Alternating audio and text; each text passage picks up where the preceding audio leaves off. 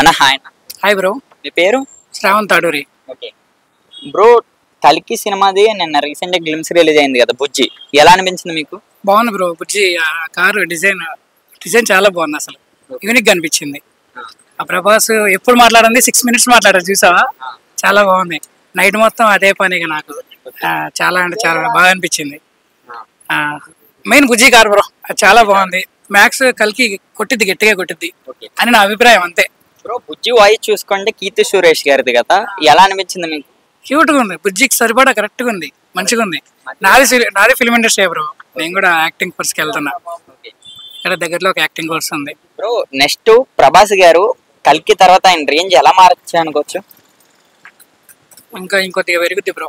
అసలు ఇప్పుడు చూసుకోండి, అందులో కమల్ హాసన్ గారు అవ్వచ్చు, అమితాబ్ బచ్చన్ గారు అవ్వచ్చు, వీళ్ళిద్దరు కూడా చేస్తున్నారు కదా. వీళ్ళిద్దరి వల్ల ఎలా ఉంటది కల్కి మూవీ?